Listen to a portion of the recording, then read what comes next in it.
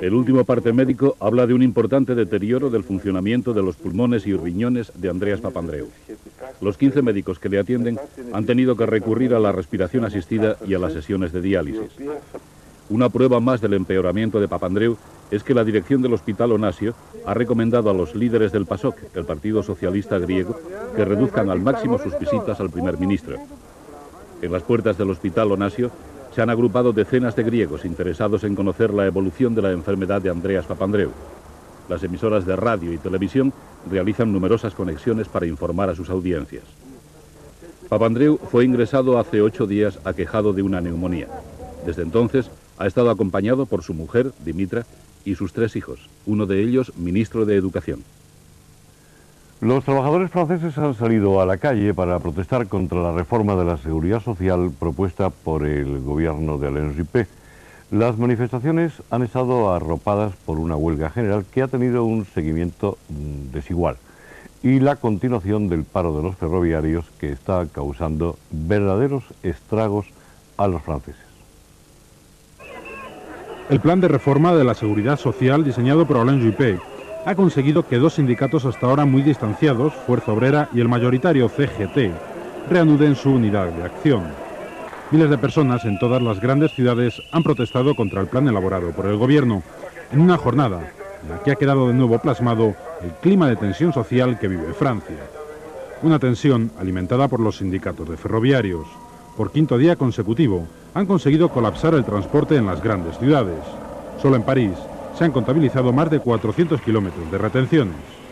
Y mientras Alain Juppé asegura que el plan es irreversible, los sondeos de popularidad le han vuelto a dar un nuevo revés.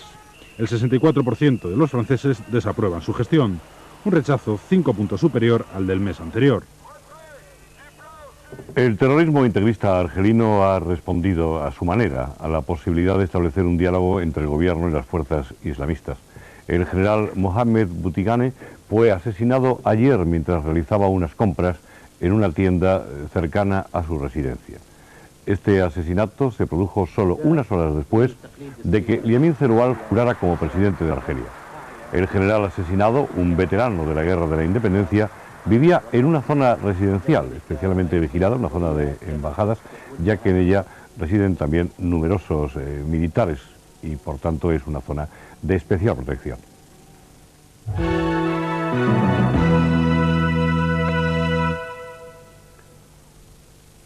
Hace un año que murió el cardenal Enrique Tarancón. Su entierro, ustedes lo recordarán seguramente, fue un homenaje popular y también de la clase política de la transición a un hombre que fue clave en esa etapa. Pero un año después, solo un año después, sus feligreses han sido los que se han acordado de su figura. Esta era la imagen esta tarde en la catedral madrileña.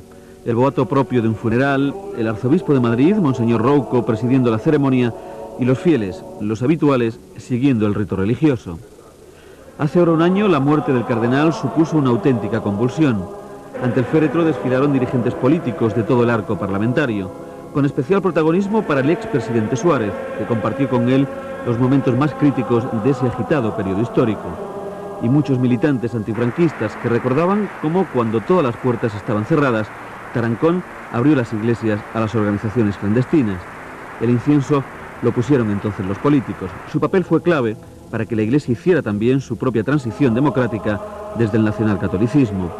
Un año después, el incienso lo han puesto solo sus feligreses, con la excepción de 2 políticos, Martín Villa y Gabriel Cisneros. Don José María, sorprende un poco, ¿no? Acabamos de ver las imágenes, un carácter muy íntimo, ¿no?, de un funeral por un señor Tarancón, cuyo recuerdo ha estado tan presente incluso estos últimos días en la memoria de la transición. Bueno, yo creo que tengo que decir que el cardenal Tarancón, que suscitaba una cierta espectacularidad en sus intervenciones y que tenía un don de la comunicación extraordinario, sin embargo no ha sido muy compensado ni por las autoridades civiles ni por el pueblo. Yo creo que es de los pocos cardenales importantes que ha habido en España que han muerto sin ninguna condecoración civil, sin ningún homenaje. Hubo un pequeñísimo reconocimiento del Ayuntamiento de Madrid, que fue muy discutido, pero no ha sido una aclamación, no tiene ninguna calle dedicada en Madrid, no es un personaje. Él tenía un poco la satisfacción, casi lo decía con una cierta vanidad, decía, me muero sin ninguna condecoración civil. Y bueno, yo creo que este es un señor que hizo bastantes cosas por la paz en este país. La paz y por la democracia, porque él hizo fundamentalmente el trabajo por la transición religiosa de la Iglesia. La Iglesia tenía que cambiar.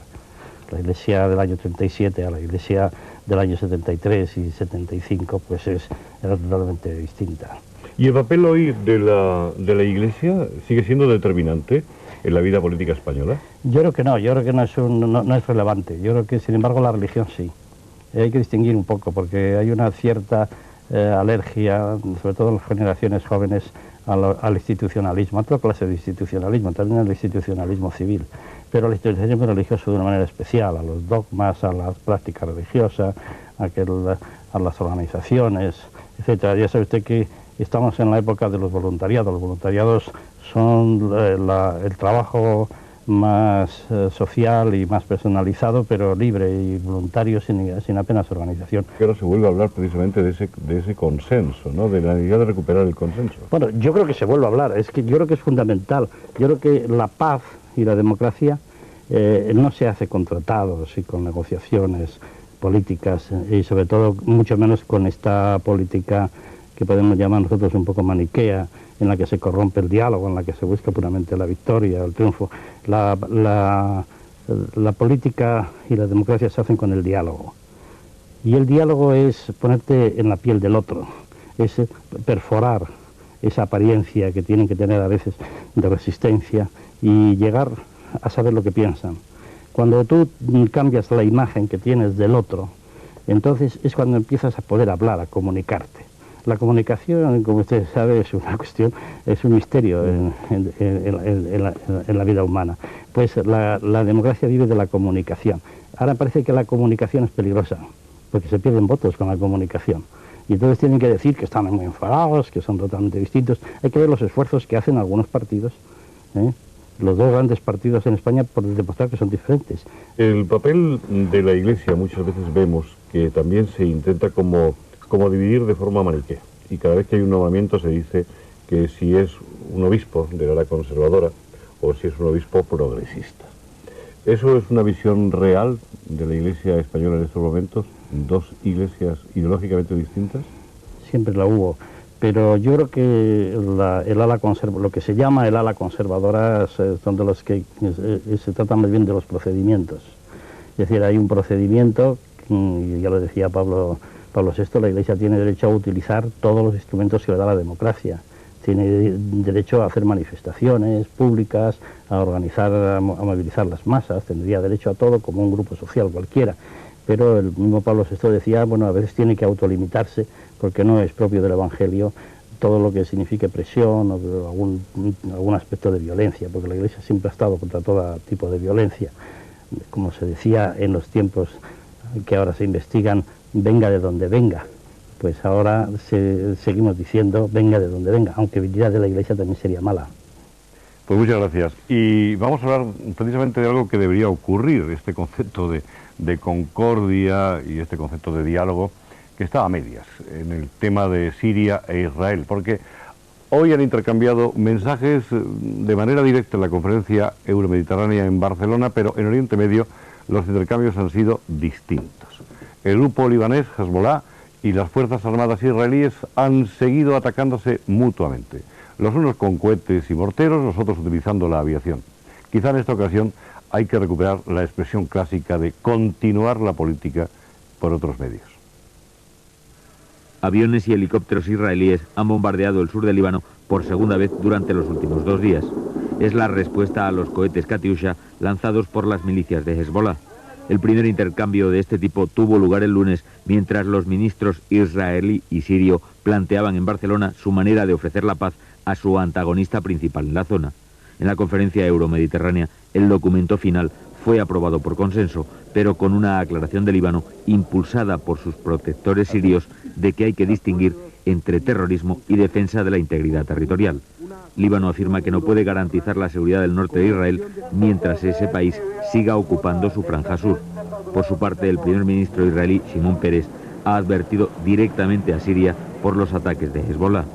Con el eco de la declaración libanesa de Barcelona, Pérez ha añadido que para tratar de la seguridad en la zona, Líbano debería contar con un gobierno digno de ese nombre. La diplomacia en un extremo y otro del Mediterráneo tienen a veces envoltorios muy diferentes.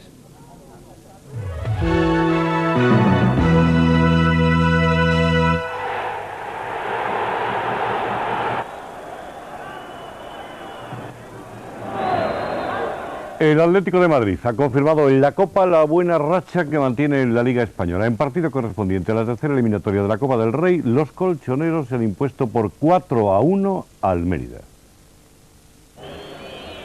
Al Atlético le cambió los esquemas este tempranero gol del brasileño Simbal. Un precioso disparo que cogió a Molina adelantado. Y a partir de ahí, todos fueron prisas para arreglar el desaguisado. Y ocasiones, pero sin resultado alguno. Todo era cuestión de tiempo. Y la goleada llegó en la segunda mitad. Fue Kiko el encargado de establecer la igualada en el minuto 4. Después, Pantic, tras un erróneo despeje del portero emeritense, situó el 2-1 en el marcador. Solo 30 segundos después, este absurdo penalti de la defensa del Mérida propició que Pantic colocara a su equipo en la rampa de lanzamiento. El gaditano, que tuvo una noche inspirada, pondría el broche final y devolvería las aguas a su cauce. Meteorólogos y políticos de todo el mundo buscan en Madrid soluciones al cambio climático. España es un país particularmente amenazado por este cambio. Es la primera vez también que los científicos advierten fuertes indicios de que nosotros, los hombres, estamos influyendo decisivamente en el calentamiento del planeta. Los últimos años han sido los más cálidos del planeta desde 1860. Según un informe consensuado entre meteorólogos de todo el mundo, el calentamiento de la Tierra superará a todos los anteriores habidos en los últimos 10.000 años. Las consecuencias de este calentamiento son hoy por hoy impredecibles. Los científicos temen largos periodos de sequía o lluvias torrenciales que traerían consigo graves inundaciones. España, por su situación geográfica, sería uno de los países más afectados. De ahí que el gobierno español esté dispuesto a aprobar unas directrices para reducir las emisiones a la atmósfera de anhídrido carbónico. Pero el cambio climático, dicen los expertos, no puede combatirse con medidas aisladas. Es necesario que los gobiernos en general adopten medidas para limitar los gases de efecto invernadero. Los científicos creen que el hombre influye decisivamente en el calentamiento del planeta, pero sus conclusiones chocan con intereses políticos y económicos. Los países exportadores de petróleo y las industrias energéticas no están interesados en firmar un documento que asocie el cambio climático con la actividad humana. Y ya como todos los martes, hoy también les informamos sobre la situación de nuestros pantanos. El agua embalsada sigue aumentando, buena noticia, y esta semana ha crecido además, sobre todo, en la cuenca del Guadalquivir. Las lluvias de la última semana han incrementado de forma generalizada el agua embalsada en nuestros pantanos, que han aumentado en 550 hectómetros cúbicos. En la cuenca del Guadalquivir se ha llegado ya a superar el nivel mínimo del 10% de su capacidad. Solo permanecen en esta fase crítica por debajo del 10% las cuencas del Júcar y del Segura. Pues parece que hay buenos indicios respecto al tiempo en las próximas horas. Mañana habrá lluvias generalizadas en toda España. Los chubascos serán débiles en general y localmente moderados en el litoral atlántico gallego, Andalucía occidental y zona del Estrecho. Nevará en los sistemas montañosos, en cotas situadas entre 1000 y 1500 metros. Las temperaturas subirán ligeramente en la península y Baleares, sin cambios en Canarias. El número premiado en el sorteo de la 11 ha sido el 64.732, 64732. Y esta es la combinación ganadora de la Bonoloto: 18, 26, 27, 32, 34 y 45. Número complementario el 29 y el reintegro correspondió al 0. Noticia de algo más que un libro, porque esta noche se ha presentado en Madrid la novela El blues de la reserva. Su autor, Sherman Alexie, es un indio de una reserva del estado de Washington que a sus 28 años y con varios premios literarios a sus espaldas, se ha convertido, según los críticos, en uno de los escritores más interesantes de Estados Unidos. Ahora está en España para hablar de su literatura, promocionar su libro, pero también sensibilizarnos de la marginación de su pueblo. El año pasado, en este acto, el presidente Bill Clinton prometía a los indios de Estados Unidos que les sería devuelta su dignidad a través del respeto y la ayuda de la nación, algo que está pidiendo a gritos un colectivo de 2 millones de personas que viven en la más absoluta marginación, despojados de su tierra y marcados por el alcohol, la droga, la pobreza y el paro. En este ambiente han surgido escritores como Sherman Alexie, que están consiguiendo con la palabra escrita devolver a su pueblo la dignidad y el sentido de los sueños. El lenguaje escrito tiene la importancia de comunicarnos con otras culturas y hacernos conocer por otras culturas. Y los sueños son importantes porque hay muchas culturas que han dejado de creer en ellos. Por eso en sus libros Alexie mezcla la dura realidad de la vida en las reservas con los sueños, siempre tan presentes en la cultura india. Sueños que hablan de otros tiempos que nunca podrán recuperar y de un presente desesperado. Quizás la literatura sea para ellos otra forma de conseguir el respeto y la fuerza que necesitan para avanzar hacia el futuro. Y nos queda el tiempo justo para que Marisa Celiza nos resuma ya la última hora. Hace unos minutos el primer ministro británico John Major y el irlandés John Britton han anunciado en Londres la creación de una comisión internacional para el desarme del Ulster. Esta comisión estará presidida por el ex senador americano George Mitchell. Por otro lado, la Consejería de Educación del Gobierno andaluz ha abierto un expediente a una maestra malagueña que presuntamente rechazó a un niño mongólico de 6 años. La maestra podría ser sancionada con 3 años de inhabilitación. Y finalmente hemos sabido que el agua puede convertirse en un producto financiero. La primera conferencia mundial del agua, celebrada hoy en Valencia, ha propuesto la creación de un mercado de recursos hidráulicos para evitar su consumo excesivo. Esto es todo. Pues es una buena recomendación, una llamada de atención al menos. Nosotros ya les agradecemos que nos hayan acompañado en esta madrugada y hasta mañana.